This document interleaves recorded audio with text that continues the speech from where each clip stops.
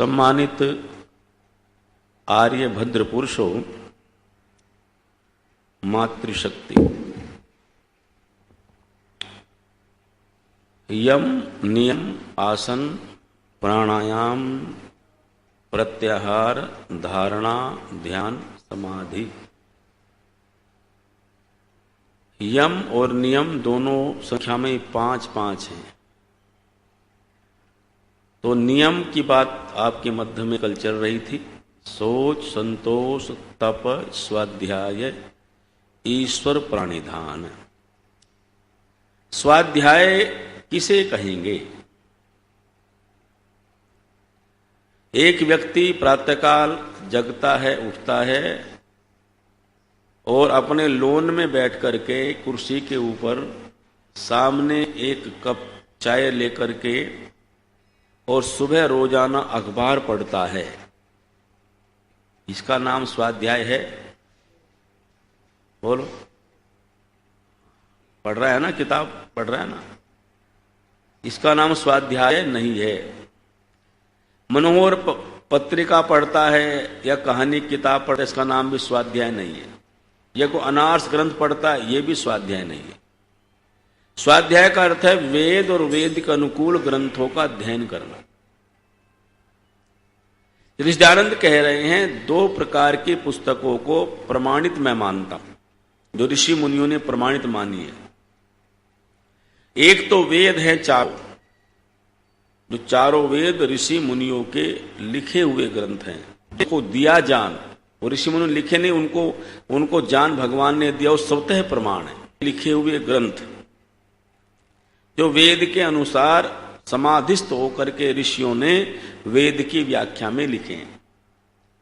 इन ग्रंथों का अध्ययन करना स्वाध्याय कहलाएगा। जैसे 4 वेद हैं तो 4 वेद के साथ 4 उपवेद हैं। एक वेद का एक उपवेद है। वेद परमात्मा का ज्ञान है, उपवेद ऋषि मुनियों ने लिखे। जैसे ऋग्वेद का उपवेद है धनुर्वेद, न आयुर्वेद। ऋग्वेद का उपवेद क्या है जी? आयुर्वेद। यजुर्वेद का उपवेद है धनुर्वेद। सामवेद का है गंधर्व वेद। अथर्ववेद का है अर्थवेद। जैसे 4 वेद हैं, फिर 4 क्या हुए? उपवेद हुए। और 4 ही उनके ब्राह्मण ग्रंथ हैं, चारों वेदों के। एक वेद का एक ब्राह्मण। ब्राह्मण ग्रंथ को गाथा, कल्प, इतिहास, पुराण, नारा, सांसी भी कहा है। उन ब्राह्मण ग्रंथों में वेद मंत्रों का विस्तार है। वेद मंत्रों के जो व्याख्या भाग है उसको ब्राह्मण कहते हैं। ब्राह्मण ग्रंथ का अर्थ है वेद मंत्रों का व्याख्यान, वेद मंत्रों का विस्तार, जिसमें वेद मंत्रों के भाव को विस्तार दे करके समझाया गया है, उसका नाम क्या है? ब्राह्मण ग्रंथ। और ऐसे ब्राह्मण ग्रंथ भी 4 हैं। ऋग्वेद का ब्राह्मण है ऐतरेय। यजुर्वेद का ब्राह्मण है शतपथ। सामवेद का ब्राह्मण है सामपथ। अथर्ववेद का ब्राह्मण है गोपथ। अब 4 वेद, 4 उपवेद, 4 ब्राह्मण। और वेद के 6 अंग हैं। वेदों कितने अंग हैं? 6। लिस्ट याद कर लो पूरी। वेद के 6 अंग हैं। शिक्षा, कल्प, निरुक्त, ज्योतिष, छंद और व्याकरण। अंगों से अंगी समझ में आता है, तो इन अंगों से वेद समझ में आता है। शिक्षा, कल्प, ज्योतिष, छंद, व्याकरण और निरुक्त। कितने हो गए? 6। ये 6 वेद के अंग हैं। और 6 वेद के उपांग हैं। उपांग कहते हैं दर्शनों को। दर्शन कितने हैं जी? 6 हैं। न्याय, वैशेषिक, योग, मीमांसा, वेदांत और क्या बचा? सांख्य। ये ऋषि मुनियों के लिखे हुए हैं।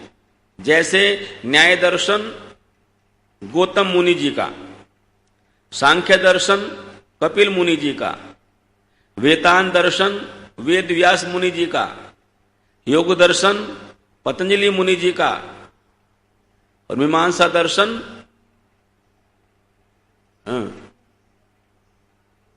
जैमिनी मुनि का, ये 6 दर्शन हुए। तो 4 वेद, बोलो 4 उपवेद, 4 ब्राह्मण, 6 वेद के अंग और 6 वेद के उपांग और 11 उपनिषद हैं।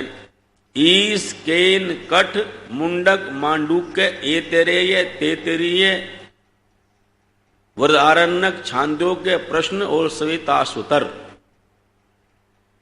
ध्यान में आ गया? कितने हो गए? 11। ईश, केन, कठ, मुंडक, मांडुक्य, एतरेय, तेतरीय, छांदोग्य, वृहदारण्यक और प्रश्न और श्वेताश्वतर, ये 11 उपनिषद हो गए। और रामायण वाल्मीकि कृत, महाभारत वेद व्यास कृत, स्मृति मनु महाराज की, नीति चाणक्य की, विदुर की, ये सब आर्ष ग्रंथ है। इन सब पुस्तकों का अध्ययन करना, इन सब पुस्तकों को पढ़ना, इन सब में से किसी एक ग्रंथ को लेकर के उसकी शिक्षाओं को, उस विद्या को देखना जो वेद विद्या के अनुकूल है, इसका नाम है स्वाध्याय। ये सारे आर्ष ग्रंथ ऋषि ने लिखे और सत्यार्थ प्रकाश के 3रे समूल्यास में स्वामी दयानंद जी महाराज ने पठन पाठन विधि को लिखा है। क्या पढ़ें क्या न पढ़ें, विद्यार्थी को ब्रह्मचारी जीवन में रह करके किन किन ग्रंथों का ठीक से अध्ययन करना चाहिए और कितने समय में कितने ग्रंथों को पढ़ा जा सकता है, ये सब सत्यार्थ प्रकाश के 3रे समूल्यास को आप पढ़ें। सत्यार्थ प्रकाश तो आपको रोज पढ़ना चाहिए। देखो, आप इतने सारे ग्रंथ नहीं पढ़ सकते, पढ़ सकते हो, आपको नाम भी याद नहीं होंगे, उपलब्ध भी नहीं होंगे। ऋषि दयानंद ने, ऋषियों ने बड़ी कृपा हमारे ऊपर की है। ऋषि दयानंद ने जो महाभारत काल के बाद आज तक ऐसा कोई ऋषि नहीं हुआ जिसने इतनी सरलता के साथ में वेदोक्त बातों को दुनिया के सामने रखा हो, सरल भाषा में। ऋषि ने सत्यार्थ प्रकाश जो लिखा उसमें 377 ग्रंथों का संदर्भ है, इतने ग्रंथों का, और साथ में जितने भी मत मतांतर हैं उन सब की समीक्षा कर दी। इसलिए स्वाध्याय में केवल सत्यार्थ प्रकाश भी पढ़ लेते हैं बार बार तो हमें बहुत सा ज्ञान प्राप्त हो जाता है। देखो, जितने प्रश्न हैं वो सब सत्यार्थ प्रकाश से सुलझ जाते हैं। अब ध्यान सुनना सावधानी पूर्वक। सत्यार्थ प्रकाश सबके पास होगा? हाँ ना नहीं कर रहे हो? सबके पास है ना? अच्छा, कितने लोग पढ़ते हैं? आप पढ़ दो बस, जब बाकी सबने धर दिया उठा के, ये रखा है ओम जय जगदीश हरे हैं। कभी कभी क्यों पढ़ते? रोटी रोज खाते हो कि नहीं खाते हो? रोटी रोज खाएंगे, नाश्ता रोज करेंगे, कुछ कुछ को ताश खेलेंगे, ताश भी रोज खेलते हैं बहुत से लोग, रोज खेलेंगे। और स्वाध्याय बोलो, कभी कभी नहीं, स्वाध्याय रोज करना अंग है ये तो। चलो आज से संकल्प ले लो, हाथ खड़े करके लो, ऐसे नहीं, रोज आना, चाहे 2 पृष्ठ पढ़ें पर पढ़ेंगे जरूर, नियम पूर्वक। फिर आप देखना आप कितनी उन्नति होती है। 2 पृष्ठ बस, 5 मिनट 10 मिनट 2 पृष्ठ पर विचार कर लेना बस। सत्यार्थ प्रकाश का स्वाध्याय जो व्यक्ति कर लेता है वो महापंडित बन जाता है। सत्यार्थ प्रकाश सामान्य ग्रंथ नहीं है, ये तो वह है जिसने लोगों के जीवन बदल दिए, कायाकल्प हो गया। सत्यार्थ प्रकाश मिला, लोग बदल गए। स्वाध्याय में वो ताकत है। एक महात्मा हरिद्वार में पढ़े, बताया था ना मैंने उस दिन भी, स्वाध्याय से हो गए बड़े। एक धामपुर नाम का कस्बा है बिजनौर जिले में, यूपी में। तो वहां एक वो थे चौकीदार, ये 80 साल 70 साल पुरानी घटना हो गई है। नारायण स्वामी जी महाराज जी ने अपने संस्मरण में लिखा। कहते चौकीदार था, उसका नाम था बहाल सिंह। त्रिलोकचंद जी आंख खोल के बैठो, ये बात कितनी बार बताऊं? ये बात कितनी बार बताऊं? बताओ। और आपके समझ में एक बार में आती नहीं है। बस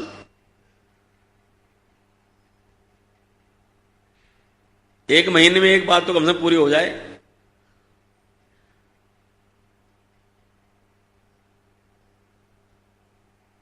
तो बहाल सिंह रात को पहरा देता और क्या बोलता, जागते रहो। अच्छा, चौकीदार बड़े होशियार होते हैं। एक चौकीदार बोला, जागते रहो पर मेरे भरोसे मत रहो। मेरे भरोसे मत रहना, अपने घर की पहरेदारी अपने आप करना, मेरे भरोसे मैं सो भी सकता हूं। जागते। और देखो चौकीदार का बड़ा महत्व है। एक ही चौकीदार पूरे मोहल्ले में, एक ही चौकीदार है, पर चोरों की हिम्मत नहीं पड़ती जब तक चौकीदार जाग रहा है। बोलो, इसलिए याद रखना, आर्य समाज भी समाज का चौकीदार है। आर्य समाज जाग रहा है तो पाखंड नहीं बढ़ेगा। यहां आर्य समाज ही हैं, बस यहां पाखंड नहीं चलेगा। आपको बहका सकता है, बोलो, जिन्हें वो देख के डर जाएगा, बोलिए आर्य समाजी है। आर्य समाज का मतलब है चौकीदार हो जाना। और जहां चौकीदार रहता है वहां चोर लुटेरे। आर्य समाज समाज का चौकीदार है। आप चौकीदार हो, सजग रहो। तुम देश के प्रहरी हो, समाज के, राष्ट्र के, वेद के प्रहरी हो।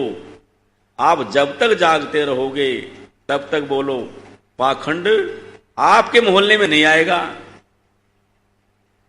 आप घर में नहीं आएगा, और जब सो गए घर में आ जाएगा। और घर में आया फिर निकलना मुश्किल। बैठ गया जमकर के, फिर कैसे निकालोगे? जब चौकीदार रात पहरा देता, जागते रहो। एक दिन वहां कार्यक्रम था आर्य समाज का धामपुर में, तो सुनने के लिए गया। विद्वान आए, आचार्य लोग, साधु लोग आए। उसने सुना आर्य समाज का सत्यार्थ प्रकाश के बारे में सुना। 2-3 दिन के सत्संग में रोज आना गया। उसने कहा, इतनी बढ़िया पुस्तक के बारे में बताया तो पढ़नी चाहिए। इतना बढ़िया ज्ञान, आर्य समाजी हो गया। स्वाध्याय तो करना चाहिए, पर करूं कैसे? मैं तो अनपढ़ हूं। अनपढ़, अब सुनना ध्यान से, अनपढ़ हूं मैं तो कैसे करूं? उसने उस समय सत्यार्थ प्रकाश खरीद लिया। 1 रुपये का आया होगा मुश्किल से, या उससे भी कम पैसे का होगा। सत्यार्थ प्रकाश ले आया। अब चिंता थी से पढ़ूं कैसे, मैं तो अनपढ़ हूं, अक्षर ज्ञान ही नहीं है। रात्रि में पहरा देता और दिन में अपने गांव में जाकर के नहा धो करके अपने चौपाल पर बैठ जाता पुस्तक को लेके। क्योंकि पढ़ा लिखा लड़का जाता ना, उस समय लोग मानते बहुत थे बात, बड़ों की बात। वो समय ऐसा था, कहते बेटा इधर आना। हाँ ताऊ जी, जरा इसके 2 पेज पढ़ना, दो पेज पढ़ दे, 2 पृष्ठ पढ़ दे इसकी किताब, पढ़ के सुना, देख तो देख कितनी बढ़िया पुस्तक है। अब कोई भी गांव का लड़का मिलता पढ़ा लिखा, 1-2 तो ऐसा था कि रोज ही आ जाता था। चलो उसको रुचि हो गई, दूसरे को भी। तो ऐसे उसने 1 साल में पूरा सत्यार्थ प्रकाश सुना, और सुन के याद होगी बहुत सारी बातें। क्योंकि जो बेचारे अनपढ़ हैं उनकी बुद्धि बड़ी तेज होती है, उनकी मेमोरी बड़ी तेज होती, याददाश्त बहुत होती। और उसके मन में आया, इस ग्रंथ ने मेरे जीवन को परिवर्तित कर दिया है। सत्यनारायण जी, इससे मेरा जीवन बन गया। पुस्तक सबको पढ़नी चाहिए। अब सबको कैसे पढ़ाऊं? मैं कोई प्रचारक थोड़ी हूं, क्या करूं? प्रचार तो नहीं कर सकता। लेकिन उसने 2-4 सत्यार्थ प्रकाश थैले में डाल लिए, अपनी तनख्वाह में से ले लेते 1-2, और रात को पहरा देते बोलता, 5,500 साल से सोने वालों जागो, 5,500 साल सोने वालों जागो। लोग कहते, बहाल सिंह तू रात क्या बोल रहा था? हम तो रात ही सोए थे। 5,500 साल से कब सोए थे? बोले पुस्तक पढ़े तब पता चलेगा। ये पुस्तक पढ़। लिखते तो सैकड़ों लोगों को पुस्तक पढ़े, अनपढ़ आदमी। इसलिए आप चाहे 2 पृष्ठ पढ़ें, सत्यार्थ प्रकाश एक अमूल्य ग्रंथ है। उसके विषय आपको याद हो जाए।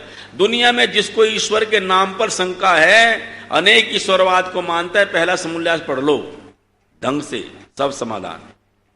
ईश्वर का ओम नाम क्या है? ओम नाम में ईश्वर के सारे नाम कैसे समाहित हो जाते हैं? अकार उकार मकार का क्या अर्थ है? ईश्वर के गौणिक नाम क्या है, मुख्य नाम क्या है? उसको शनिश्चर क्यों कहा, सूर्य क्यों कहा, पृथ्वी क्यों कहा, यम क्यों कहा? जो 100 नाम परमात्मा के लिखे उनका संस्कृत में भी लिखा, कैसे इनका निर्माण हुआ, कैसे शब्द सिद्ध होते हैं, इनका अर्थ क्या है, भाव क्या है। ये एकेश्वरवाद की बात ऋषि ने की। ईश्वर एक है, उसके नाम अनेक हैं। नाम किस कारणों से? गुणों के आधार पर। जैसे जैसे गुण वैसे वैसे बोलो नाम। चूंकि जैसे जैसे गुण होते हैं वैसे वैसे नाम पढ़ते चले जाते हैं। परमात्मा में अनेकों गुण हैं तो उसके अनेकों नाम हैं। अनेकों नाम होने पर भी जो नाम अनेकों नाम भगवान के वो दूसरे पदार्थों के भी हैं, इसलिए लोगों को भ्रांति ना हो जाए। तब ऋषि कहते हैं अनेकों नाम ईश्वर के जो लिखे गौणिक ये दूसरे पदार्थों के भी हैं, गुणों के आधार पर ईश्वर का एक ऐसा प्यारा नाम है। ये लोकचंद जी ना, फिर सीधे बैठो, आंखें खोलो, बात बीच बीच में क्यों बंद करते हो? इसका अभ्यास करना पड़ेगा। अभी अभ्यास उसका हो रहा ना, बैठो नींद ले लो, हैं आदत हैं। हाँ वही है ना, संस्कार में आ गया मामला। तो आपको तो बदलना पड़ेगा, थोड़ा थोड़ा तो बदलना पड़ेगा, सत्संग में नहीं, साधना में। देखो श्यामलाल जी पूरे बदल गए। इनको जब मैं शुरू में देखता था तो एक तो ऐसे बैठते थे, ऐसे, अब नहीं अब ऐसे बैठते। तो यदि मान लिया एक दो भी सुधर जाए मेरी बात से, एक दो भी हो जाए मामला, तो मेरा काम फिट। और देखो सत्यनारायण जी बिल्कुल अब ऐसे बैठते हैं, एकदम आंख चेतन बैठते हैं। यानी पहले इनको बड़ी जल्दी नींद आ जाती थी, तो अब या तो इन्होंने अपना भोजन ठीक कर लिया होगा, क्या क्या मुझे नहीं पता, लेकिन ये अब बिल्कुल नहीं, एकदम बढ़िया। पूरा महीना मैं देख रहा हूं, इस बार एक आध बार तो आई बीच में, एक आध बार झटका कभी आया, नहीं तो आया नहीं। इनका भी छूट गया, 2-3 दिन से ठीक ठाक चल रहा है, अब ठीक चल रहा है। तो कुछ लोग होगा, लोग कहते असर नहीं होता, कहने का असर होता नहीं होता, बोलो क्यों जी बताओ। लोग कहते हैं असर नहीं हो, असर तो हो रहा है। मैं असर को साक्षात दिखाना चाहता, जो लोग कहते हैं ना असर नहीं होता, वो देखो असर हो रहा कि नहीं हो रहा। मैंने उनको एक वहां भजन गाती थी, तो मैंने उनसे कहा कि भजन आप बहुत अच्छा गाती हो पर लय स्वर में नहीं गाती। तो उसको लगी बात, अगले दिन लय स्वर में गाया। अब लय रोजाना आते तैयार कर लय स्वर में गाती, नहीं तो ऐसे वो पढ़ती थी भजन को। मैंने उनको एक बार ही कहा, तो मैंने कहा देखो लोग गलत कहते असर नहीं होता, असर तो बोलो होता है। बड़ी गौर से सुन रहा था जमाना, हम ही सो गए दास्तां कहते। दीपक जलाओ अंधेरा भागेगा। हम दीपक जलाने का प्रयास नहीं कर रहे हैं। दीपक जलाओगे अंधेरा तो बोलो, जितना भी जहां भी जलाओगे भागेगा वहां से। कौन कहता है कि जोक पत्थर पे नहीं लगती, जब लगाओगे तो लगेगी। इसलिए आप बार बार अच्छी बात का प्रचार करोगे तो उसका असर तो बोलो होगा। जब मैं सोचता हूं जब 80 साल 70 साल के आदमी पर हो सकता है तो जवान पर जल्दी हो जाएगा। जवान पर बोलो, बच्चों पर जल्दी होगा, क्योंकि अभी उनके तो चित्त निर्मल है ना हमसे ज्यादा, ना उनमें हटे ना दुराग्रह हमें ज्यादा है, होता है बड़ेपन में। लेकिन जब हमारे ऊपर हो सकता है, हमारा चित्त निर्मल हो सकता है सत्संग से, तो उनका क्यों नहीं होगा। इसलिए पहले समन्यास को जब पढ़ो तो ईश्वर की जानकारी आपको हो जाएगी, फिर आप भटकोगे नहीं, अनेक परमात्मा नहीं मानोगे। ईश्वर के अनेकों नाम है, उसका मुख्य नाम ओम है। और वेद भी क्या कह रहा है, ओम कृतो ईश्वर है। कृतो मैंने कर्मशील जीवात्मा मनुष्य, कृतु स्मरण मैंने स्मरण करो ओम का, ओम का स्मरण करो हे जीवात्मा, ओम का स्मरण कर, ओम का भजन कर, ओम को याद कर, क्यों ओम ईश्वर का मुख्य नाम है। ओम जपो, ओम जपो मेरे भाई, ओम जपो मेरी बहना, ओम जपो मेरे भाई, ओम जपो मेरी बहना। अंत समय तक इस वाणी से ओम ओम ही कहना, ओम जपो मेरे भाई,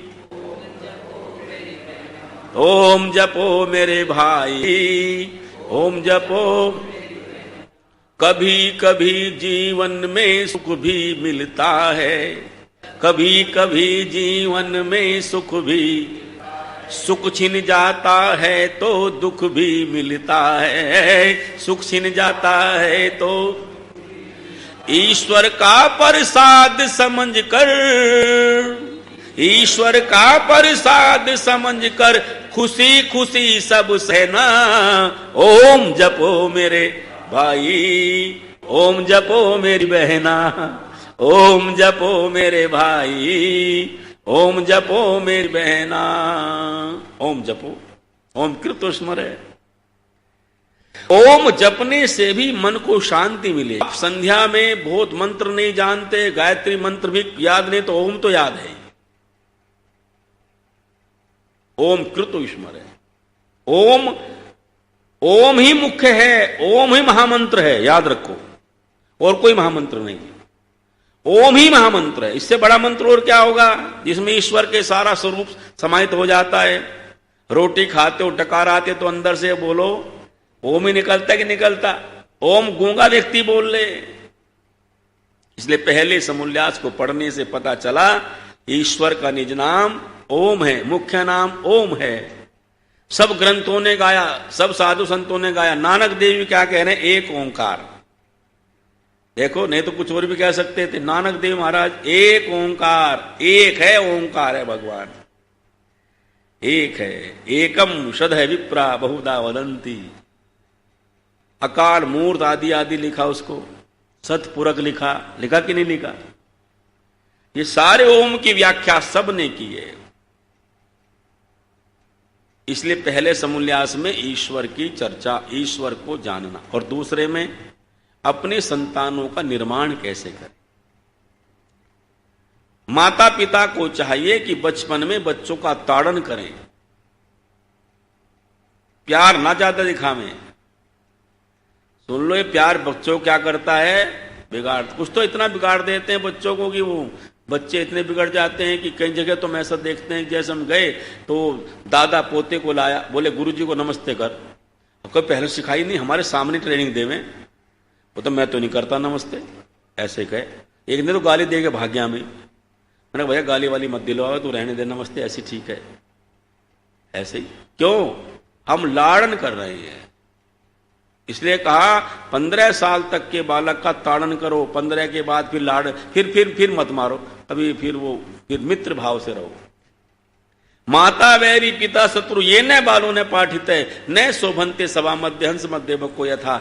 इसी लिख रहे हैं वो माता पिता बच्चे के शत्रु हैं, जिसको शिक्षित नहीं करते, विद्या नहीं देते, और संतान बड़ी होकर के ऐसे शोभायमान नहीं होती सभा में जैसे हंसों के बीच में बुगला बैठा हो। का पाखंड से बच्चा पैदा होता, हम जन्म पत्र के चक्कर में पड़ते हैं। जन्म पत्र क्या लिखा ऋषि ने? शोक पत्र। क्या लिखा बोलो? शोक पत्र क्यों लिखा? घर में बच्चा होता है खुशी के लिए, और पंडित बता देते हैं ऐसे ऐसे काम, दुख पैदा हो जाता है, इसको ये राशि खराब, इस पे ये ग्रह चढ़ा हुआ, इसका ये करो, इसके बाप को भारी, ये माँ को भारी, बताते नहीं बताते? बोलो। अच्छा, फिर खुशी रहती है, दुख हो जाता है, खुशी खत्म। ये होता है इसका, ये अब ये कराओ, अब ये मूल में पैदा हुआ, अब इसमें पैदा हुआ। अरे मेरे भगवान, कितने झंझट! कृष्णानंद, कितनी बड़ी कृपा तूने की, सब झंझटों से बचा दिए। कितने झंझट! बच्चा पैदा हो तो झंझट, आदमी मरे तो झंझट। पैदा होने पर झंझट, मरने पर है कि नहीं? ये करो, इतना दो, बिस्तर दो, फरा दो, ये दो, तब उसको शांति मिलेगी। उसे मिलाना भी लेने वाले को मिल जाएगी। कितना झंझट है कर्मकांड में। ऋषिदानंद, तूने बड़ी कृपा की, सारी बातों को सबके सामने परोसने का प्रयत्न किया। हम पढ़े ना पढ़े हमारी इच्छा। मातृमान पितृमान आचार्यमान पुरुषो वेद, दूसरा समोल्लास। माता पिता आचार्य ये तीन बालक के गुरु हैं। पहली मां, दूसरा पिता, और तीसरा बोलो आचार्य। ये तीन बालक के बड़े गुरु हैं। मां निर्माण करती है, माता निर्माता भवती, फिर पिता और फिर आचार्य। आज तीनों ही कुल हमारे ठीक नहीं रहे। मां को नहीं पता निर्माण कैसे करना है, पिता भी अपने काम में लगा है, उसको फुर्सत नहीं है। और अध्यापकों का, स्कूलों का हाल तो आप जानते हैं, सारे सेंट मैरी हो गए हैं, सारी इंग्लिश शिक्षा हो गई, संस्कार कहीं है नहीं, नैतिक शिक्षा कहीं रही नहीं है, चैप्टर में भी नहीं है, कोर्स में भी नहीं रही। इसलिए जब तीनों बिगड़ गया, मुझे बताओ जो जिससे निर्माण होना था, जब वो पाठशालाएं खराब हो जाएंगी तो आने वाली संतति कैसे संस्कारित हो सकती? तो ऋषि ने कहा संतान आपकी अमूल्य निधि है, अमूल्य निधि, इसका निर्माण करो। निर्माण कैसे करोगे? जब स्वयं का निर्माण हो जाएगा तो माता शिक्षित हो, शिक्षित माता अपने संतानों को शिक्षित करे। दूसरा समूल्यास, तीसरे में क्या लिखा? पठन पाठन की विधि, क्या पढ़ें क्या ना पढ़ें, कैसे पढ़ें। ये आर्ष ग्रंथ है, अनार्ष ग्रंथ है, ये पढ़ने योग्य है, त्यागने योग्य है। जो वेद के अनुकूल है वो पढ़ने योग्य, अनुकूल नहीं है। दो बात ध्यान कह रहे, सुनो ध्यान से। जो बात सृष्टि कर्म के विरुद्ध हो और बोलो वेद के विरुद्ध हो, वो मानने योग्य नहीं होती। जैसे वेद कहता है परमात्मा एक है और कभी जन्म धारण नहीं करता, और पुराण कहते हैं परमात्मा अवतार लेता है, तो उसका अर्थ क्या हुआ? एक बात झूठी एक बात सच्ची। तो कैसा ग्रंथ हुआ? अनार्ष ग्रंथ हुआ। ऐसे जांच लो। तो ऋषि ने तीसरे समूल्यास में यही पठन पाठन विधि लिखी है, क्या पढ़ें क्या ना पढ़ें, ये पढ़ने योग्य है, ये त्यागने योग्य है। और चौथे समूल्यास में गृहस्थ के विषय को लिखा। तीसरे में ब्रह्मचर्य विषय है, क्योंकि विद्यार्थियों का विषय है। ब्रह्मचारी के क्या नियम है, क्या कर्तव्य है, आचार्य के प्रति कैसे रहें, किस किस समय क्या क्या पढ़ाया जाए, दर्शनों का विषय उसमें दिया है। थोड़ा कठिन सा विषय, पर बार बार पढ़ने समझ में आ जाएगा। और चौथे में गृहस्थ में कैसे रहें, गृहस्थ आश्रम में किस प्रकार के लोगों को प्रवेश करना चाहिए, गृहस्थी कैसे बन करके रहें, नियोग क्या है, इन सबकी चर्चा की है। और पांचवें में वानप्रस्थ और संन्यास आश्रम, याद रखना विषय। पांचवें में क्या है? वानप्रस्थ और संन्यास। छठे में राजनीति है, राजधर्म है, राजा कैसा हो, प्रजा कैसी हो, दंड व्यवस्था कैसी हो, दंड कैसा होना चाहिए, कर टैक्स किस तरह लिया जाना चाहिए। 3 प्रकार की सभाओं की चर्चा की ऋषि ने, कि राज्य में 3 सभाओं, जैसे आज भी 3 है ना, न्यायपालिका, कार्यपालिका और विधायिका है कि नहीं 3? ऐसी 3 सभाएं बनाई ऋषि ने कामों के आधार पर। धर्मार्य सभा, राजार्य सभा और विद्यार्य सभा। राजार्य सभा राजतंत्र को देखे, धर्मार्य सभा न्याय को करे और विद्या सभा विद्या का प्रबंधन करे। इस प्रकार की सभाएं हों, उसके मंत्री हों, मंत्री परिषद में वेद पढ़े लिखे लोग होने चाहिए। ऋषि ने लिखा मंत्री वेदों का ज्ञाता हो। कोई भी ऐसा मंत्री हो जिसने एक वेद कम से कम ना पढ़ा हो, ऐसी मंत्री परिषद हो, न्याय व्यवस्था हो। मनु के आधार पर कैसे होनी चाहिए, छठे समूल्यास में पूरा पढ़ लो, राजनीति समझ में आ जाएगी। 7वें में दुनिया कैसे बनी, कैसे सृष्टि बनाई भगवान ने, प्रकृति क्या है, जीवात्मा क्या है, इसकी चर्चा। 8वें में वेद विद्या, वेद का ज्ञान कैसे दिया भगवान ने, वेद कैसे प्रकट हुए, वेद क्या है, वेद की शाखाएं कितनी हैं, ये सारी चर्चा कौन से में करी? 8। 9वें में मुक्ति विषय, बंधन क्या है, मुक्ति क्या है, मुक्ति के साधन क्या है, मुक्ति कैसे मिल सकती है। 10वें में अभक्ष भक्ष पदार्थों की चर्चा, क्या खाएं क्या ना खाएं, कब खाएं, कैसा खाएं, कैसे कमाएं, शुद्ध अशुद्ध का ध्यान, शाकाहार मांसाहार सबकी चर्चा की। भक्ष भक्ष पदार्थ, क्या खाएं क्या ना खाएं। और 11वें में आर्यवर्तीय मत मतांत्र, जितने वेद में से मत मतांत्र निकाल लिए लोगों ने अपनी बुद्धि से, पौराणिक मत, चारवाक मत, वैष्णव मत और दूसरे भिन्न भिन्न प्रकार के जो मत हैं, उन मतों की समीक्षा की। जो पाखंड हैं ज्योतिष के नाम पर, उसके नाम पर, सबकी चर्चा की, पुराण आदि की। और 12वें में जैन और बौद्ध जो नास्तिक मत हैं उनकी समीक्षा की है। 13वें में ईसाई मत की समीक्षा और 14वें में इस्लाम मुसलमान मत की समीक्षा की। ये 14 समूल्यास है। अच्छा मुझे बताओ, यदि कोई व्यक्ति इनको ठीक पढ़ लेता है, उसको क्या ज्ञान प्राप्त नहीं होगा? सबका ज्ञान हो गया, जितनी बातें हो सकती थी। इसलिए ऐसा स्वाध्याय करने का ऐसा ग्रंथ आपके पास सत्यार प्रकाश है, जिसको कभी पढ़ना मत छोड़ो, उसका अध्ययन जरूर करो। तो स्वाध्याय और अंतिम बात है ईश्वर प्राणिधान। इसकी चर्चा परसों करेंगे समापन पर। अब यही वाणी को विराम। सबका धन्यवाद। ओम द्यौ शांतिरंतरिक्षं शांति, पृथ्वी शांतिराप शांतिरोषधयः शांति, वनस्पतयः शांतिर्विश्वे देवा शांति, ब्रह्म शांति, सर्वं शांति शांतिरेव शांति, सामा शांतिरेधि। ओम शांति शांति शांति। जो बोले सो अभय। सभी को सादर